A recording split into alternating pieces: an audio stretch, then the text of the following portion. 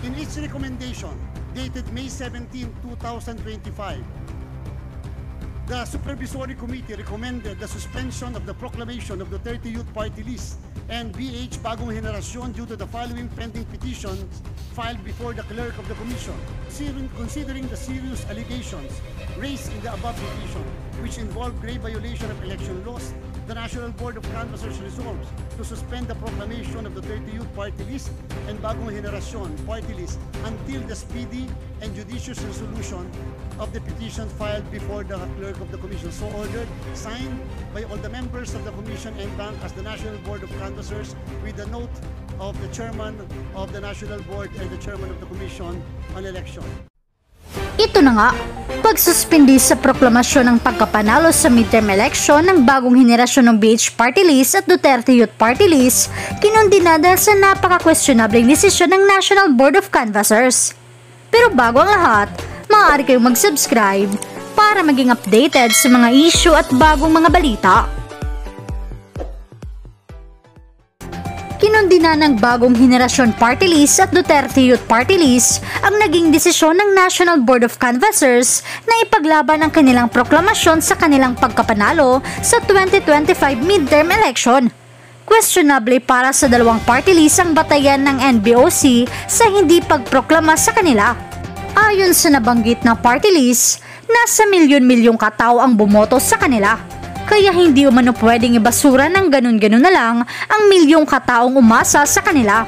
Narito ang buong detalye. Kabilang na dito ang pagsisigurado na makakaboto ang ating mga katutubo na nasa kabundukan. Kasama nagpamalas ng lakas ang kabataang Pilipino. Sa ating kasaysayan, matagal na silang binansagang pag-asa ng bayan, ngunit hindi lang nakatuon sa kanilang mga mata sa ang hinaharap na para bang ang responsibilidad ay magsisimula pa bukas, kumilo sila upang iguhit maging ang kasalukuyan. Hindi sila naghihintay ng pagkakataon, sila ang lumikha nito sa sarili sa masigasig na pagpaparehistro, aktibong pakikilahok, pangangampanya, volunteerismo at pagbubuklod upang magpagsama-sama ang lakas ng bawat isang boto. Isinulong nila ang mga adhikain hindi lamang para sa kanilang sariling henerasyon, kundi para sa kinabukasan ng buong bayan. Sa usapin ng klima, katarungang panlipunan, edukasyon, karapatang pantao, maayos na trabaho at pagkakapantay-pantay, isinulong nila ang uri ng lipunang nais nilang mabuo, makatao, makatarungan at mas inklusibo. At nasa salamin ito sa naging resulta ng halalan.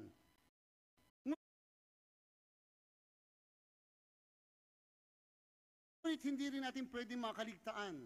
Ang landas na tinatahak ngayon ng kabataan ay nilatag na mga nauna, mga henerasyong nagtaya ng panahon at lakas upang mabigyan ng ating mga kabataan ng oportunidad na pagtibayin ang mga sarili.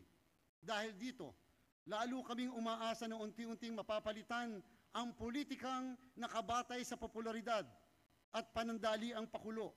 Sa halip, umaasa kaming patuloy na umusbong at mamukadkad ang politikang nakaugat sa prinsipyo, pananagutan at makabuluhang pakikilahok. Umaasa rin kaming darating ang araw na ang politika ay hindi na kailangang gamitan ng pananakot, panlilinlang o pagbili ng boto upang manalo. Matagal na naming hinaharap ang mga ito sa pamamagitan ng regulasyon at kampanya. Ngunit batid nating higit pa sa batas ang kailangang baguhin. Ang kamalayan at kultura ng ating politika mismo ang dapat magbago tungo sa politikang ginagabayan ng halaga na may malay, may malasakit at may tapang. Ito ang uri ng politikang nagbibigay liwanag sa ating pag-asa. Isang politikang hindi lang para sa panalo, kundi para sa paninindigan. Makasaysayan din ang pag-angat ng maraming party list groups na nakakuha ng higit sa isang upuan. Hindi ito basta bilang sa talaan, kundi patunay na lumalawak sa suporta o nasuporta at kolektibong pagkilos ng mga sektor sa likod ng bawat grupo. Ipinakita nito na ang representasyon ay hindi lamang simboliko, kundi sinsero at may matibay na ugnayan sa mga pinanggagalingan nilang komunidad. Sa sistemang proportional representation, mas nabibigyang boses ang iba't ibang paninindigan, adhikain at ideolohiya, at mas nagkakaroon ng pagkakataon ng mga ito na maisabatas at maisakatuparan.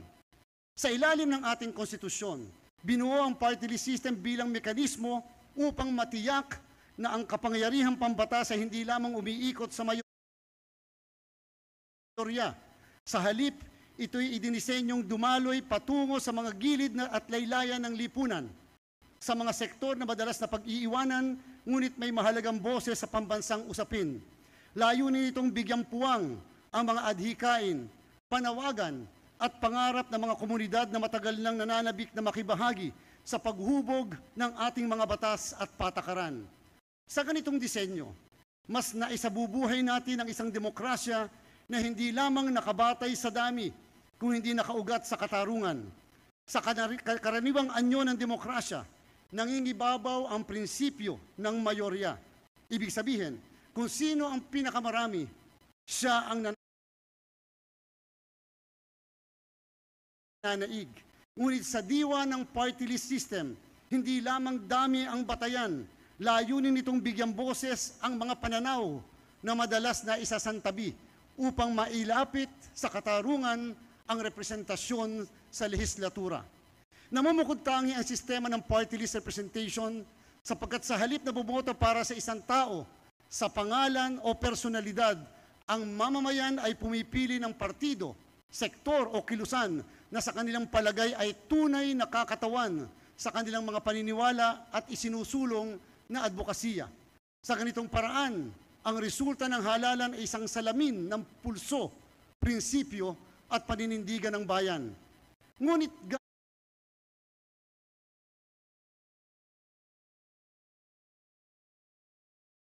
gaya ng anumang buhay na institusyon, ang sistemang ito ay patuloy na umuusbong. Sa paglipas ng panahon, ito'y naging paksa ng maraming hamon, pagsusuri at reforma. At sa patuloy na pagbabago ng ating lipunan, umaasa kaming darating ang panahon na magkakaroon ng higit pang linaw, pangunawa at panibagong sigla sa pagpapatupad at pagsasabuhay ng layunin ng party list system. Hindi natin isinasangtabi ang mga desisyong panghukuman gaya ng atong paglaong case na nagpapaliwanag ng balangkas ng sistemang ito bilang bahagi ng mas malawak na proporsyonal na representasyon. Ngunit habang kinikilala natin ang mga legal na paghubog ng sistema, naniniwala kaming nararapat itong suriing muli. Hindi sa pagbabatikos, kung hindi sa diwa ng kababaang loob. Umaasa kaming ang pagsusuring ito ay magbubunga ng isang sistemang lalong magsisilbi sa esensya ng representasyon, katarungan at pagkakapantay-pantay. Kasabay ng aming taus-pusong pagbati, tangan din namin sa inyo ang aming pag-asa na ang sistemang ito ay patuloy ninyong pagyayamanin at lalo nang patatatagin para sa mga sektor na marahil ay higit nang nangangailangan ng mas malakas na tinig sa pagbalangkas ng mga pulisiya at batas. Kasabay ng pagbibigay pugay sa masiglang partisipasyon ng ating mga botante, hayaan niyo pong gamitin ko ang pagkakataong ito upang kilalanin at pasalamatan ng aking mga kapwa commissioner ng Commission Elections, mga katuwang kong hindi matatawaran ang kanilang professionalismo, paninindigan at walang pag-iimbot na paglilingkod. Lubos ang aking pasasalamat kina Commissioners Amy P. Ferulino, Ray E. Bulay, Ernesto Ferdinand P. Maceda Jr., Nelson J. Celis, Maria Norina Tangaro Kasingal at Commissioner Noli R. Pipo. Sa panahon ng matinding pagsubok at reforma, ang kanilang pagsisikap at kontribusyon ay kapuri-puri sa ating kakayahang maisakatuparan ang isang halalan na mabilis, maayos at kapanipaniwala. Hindi madali po ang trabaho ng komisyon, ngunit sa kanilang kolektibong talino, malasakit at integridad, mas tumitibay ang aking paniniwalang posible ang makabuluhang reforma. Umaasa rin ako na sa pagtanggap ng mga bagong halal na mambabatas ay lalawak pa ang suporta para sa mga adhikain ng komisyon, lalo na sa aspeto ng pagpapahusay ng ating electoral system at sa kumpirmasyon ng mga lider na patuloy na magtataguyod dito. Hindi pwedeng hindi ko muling pasalamatan ng mga tunay na bayani sa likod ng bawat boto. Ang ating mga guro, job order at casual workers, main office at field personnel, IT staff, volunteers, poll watchers, election lawyers, kawani ng pambansa at lokal na pamahalaan, mga kinatawan mula sa iba't ibang ahensya, civil society organizations, media, mga paaralan, mga simbahan at mga lokal at international observers. Sa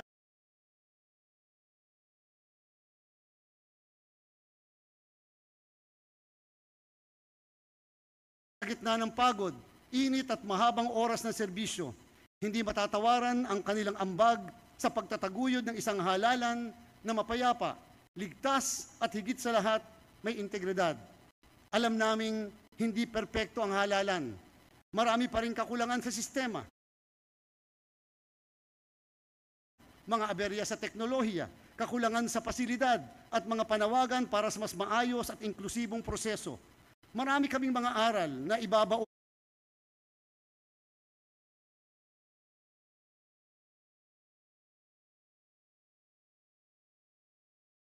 sa mga susunod na halalan, mga pagbabagong lalong pagbubutihin para maiangat ang antas ng ating paglilingkod at lalong maging busilak.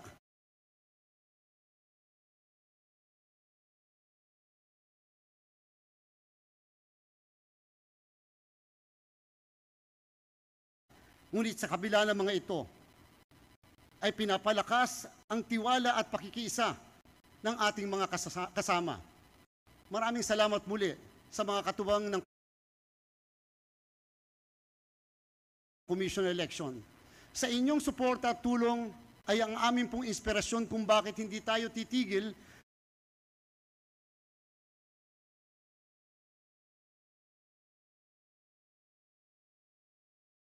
sa pagtulong o pagsusulong ng reforma, hindi lamang para mapanatili ang tiwala ng sambayanan, kundi upang ito'y lalo pang mapasailalim at mapaigting.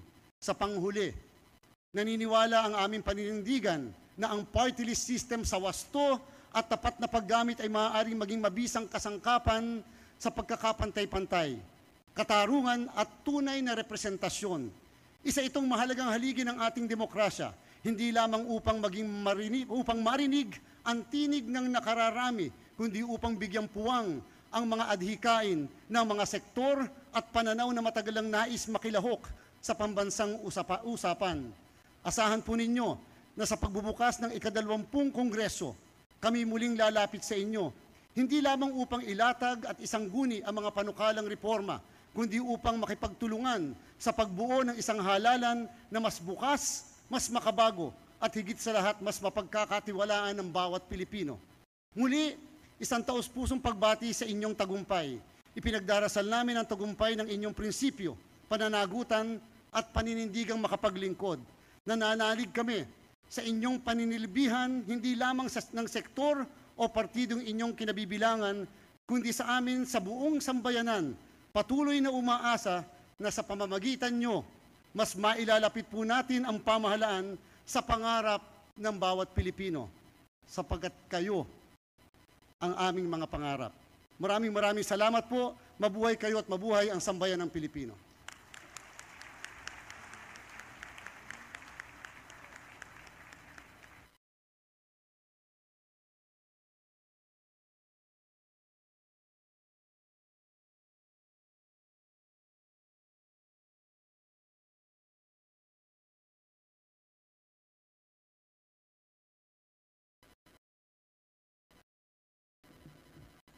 Director Joel, what is the order of business for today? Your Honor, the first order of business is the reading of the National Board of Canvassers Resolution Number 14-25, entitled In the Matter of the Canvass and Proclamation of Winning Party Lists, Organizations and Coalitions in connection with the 12 May 2025 national and local elections, and the handing of the certificate of proclamation to the winning party list as represented by the respective nominees, Your Honor.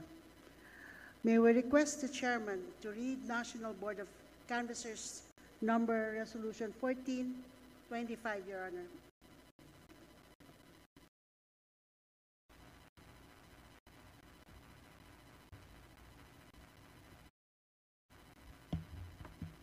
National Board of Canvassers in the matter of the canvass and proclamation of winning party list organizations and coalitions in connection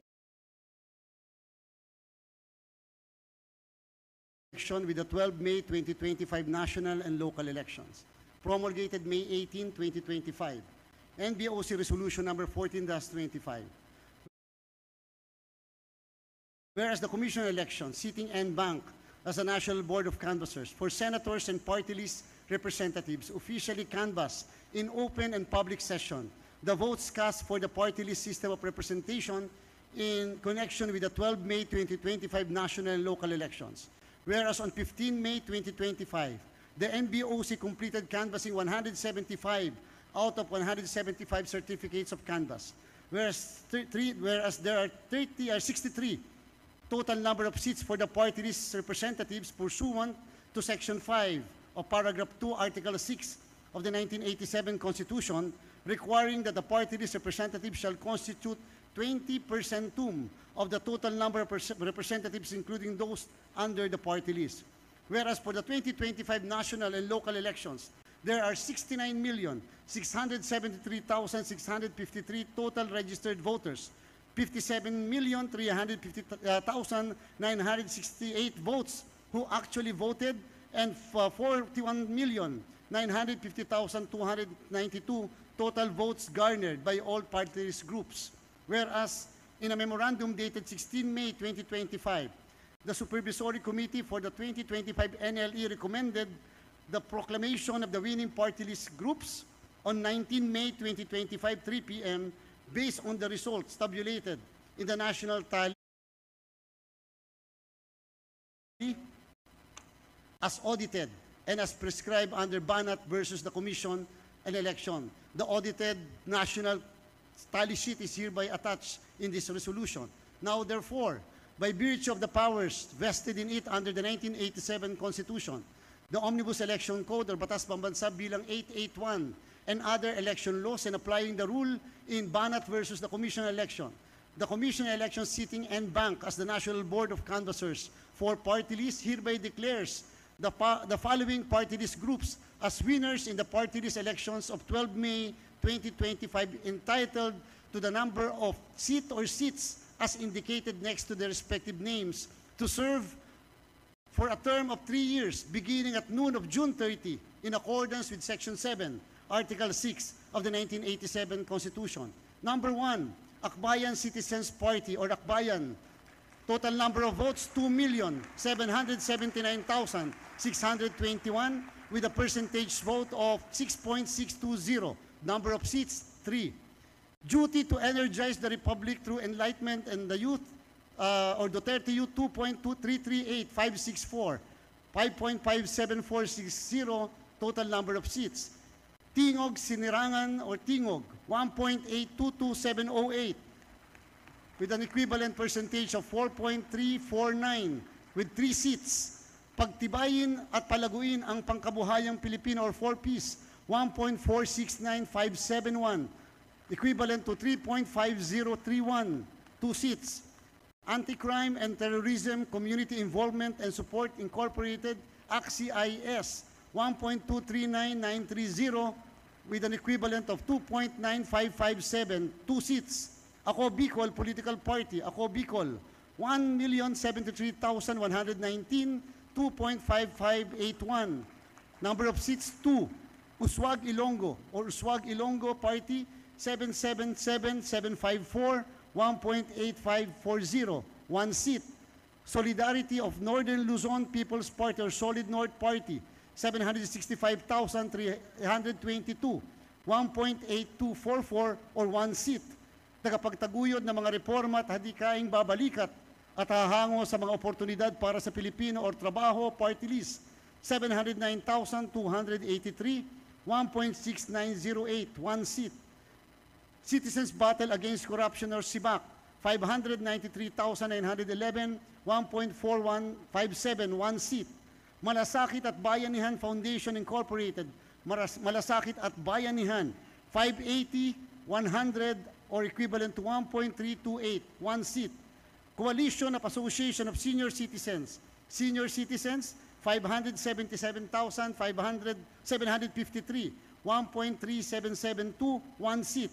Pwersa ng Pilipinong Pandagat, 575,762, equivalent to 1.3725, 1 seat. Mamamayang Liberal, 547,949, equivalent to 1.3062, 1 seat. FPJ Panday Bayanihan Party List, FPJ Bantay Bayanihan, 538,3, 1.2825, 1 seat. United Senior Citizens Coalition ng Pilipinas, United Senior Citizens, 533,913, 1.2727, 1 seat. Kababaihan at kabalikat para sa kapakanan at kaunlaran ng bayan or 4K, 521,592, 1.2434, 1 seat. LPG Marketers Association Incorporated, 517,833, 1.2344, 1 seat.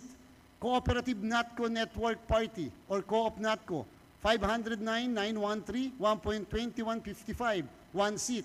Ako Bisaya Incorporated or Ako Bisaya, 477,796, 1.130, 1 seat.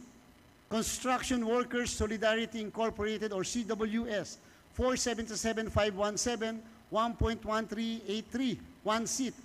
People Working for the Development of the Philippines, Pinoy Workers, 475,985, 1.1346, 1 seat. Agricultural Sector Alliance of the Philippines or AGAP, 469,412, 1.1190, 1 seat. Asenso Pinoy or Asenso Pinoy, 423,133, 1.0087, 1 seat. Agimat ng Masa, Agimat, 420,813, 1.0031, 1 seat. Talino at Galing ng Pinoy TGP, 407,922, 0.9724, 1 seat. Social Amelioration and Genuine Intervention on Poverty or SAGIP, 405,297, 0.9661, 1 seat.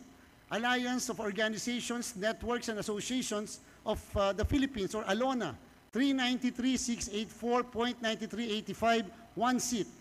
Ang buklod ng mga motorista ng Pilipinas, One Rider Party List, 385,700 or 0.9194, 1 seat.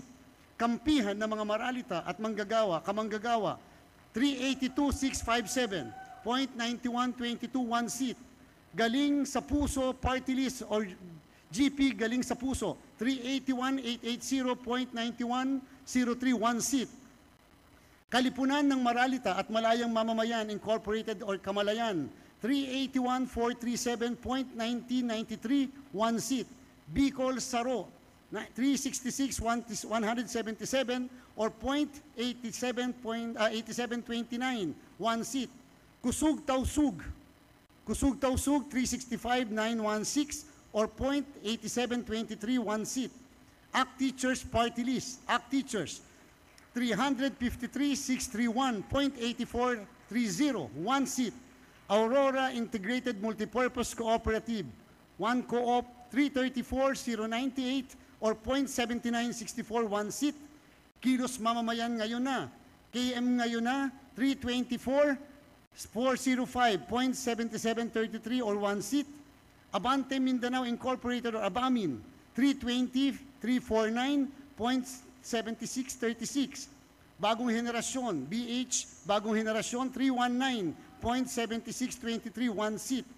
Trade Union Congress or TUCP Party, 314,814, 0.7504. Kabataan Party List or Kabataan, 312,344, 0.7446, 1 seat. Association of Philippine Electric Cooperatives, APEC, 310,427 or 0.7400 or 1 seat. Mamamayan para sa gobyerno ng gobyernong bubuklod sa mga isip at diwa ng mga Pilipino, magbubukid, 310,289, 0.7397, 1 seat. One Tahanan Incorporated, One Tahanan, 309,761.7384, 1 seat. Ako Ilocano, 301,406.7185, 1 seat. Manila Teachers Savings and Loan Association Incorporated, or Manila Teachers, 301,291.7182 one seat. Nanay, or Nanay Party List, 293,430.6995 one seat. Kabalikat patungo sa umuunlad na sistematiko at organisadong pangkabuhayan, Kapuso PM, 293,149.6988 one seat. SSS GSIS Pensionado, 290,359.6922 one seat. Dumper Philippines Taxi Drivers Association Incorporated, or Dumper PTDA, 279,532.6663 one seat. Abang Lingkod Incorporated, Abang Lingkod, 274,735.6549 one seat. Pusong Pinoy, or Pusong Pinoy, 266,623.65 5616. Solo Parent Working for Economic Rights and Other Trust for Equality, Suerte, 261,379.62 31 one seat. And Philippine Rural Electric Cooperatives Association Incorporated, PhilReca, 261,45.62 In each recommendation, dated May 17, 2025, the Supervisory Committee recommended the suspension of the proclamation of the 30 Youth Party List and BH Bagong Henerasyon due to the following pending petitions filed before the Clerk of the Commission. The 30 Youth Party List, SPP number 19-009, filed by Ria Beatriz Magtalas, Abigail Alelitan, Reina Punsalan, and Aurel Ros Angkos, and B, SPP number 25-008, filed by Youth Advocates for Climate Action Philippines, National Coordinator Rachel Pagsanhan Hunsay, Polytechnic University of the Philippines Student Regent Michael Troy C. Cabangon, and University of the Philippines Student Regent Francesca Maria Duran. Number 2, Bagong Henerasyon BH SPA 25-003, filed by Attorney Russell Stanley Q. Geronimo. Considering the serious allegations raised in the above petition, which involve grave violation of election laws, the National Board of Canvassers resolves to suspend the proclamation of the 30 Youth Party List and Bagong Henerasyon Party List until the speedy and judicious resolution of the petition filed before the Clerk of the Commission. So ordered, signed by all the members of the Commission and Bank as the National Board of Canvassers, with the note of the Chairman of the National Board and the Chairman of the Commission on Election. Certification approved by the Commission and Bank on 18 May 2025, Consuelo B. Jola, Director 4, Office of the Commission Secretary.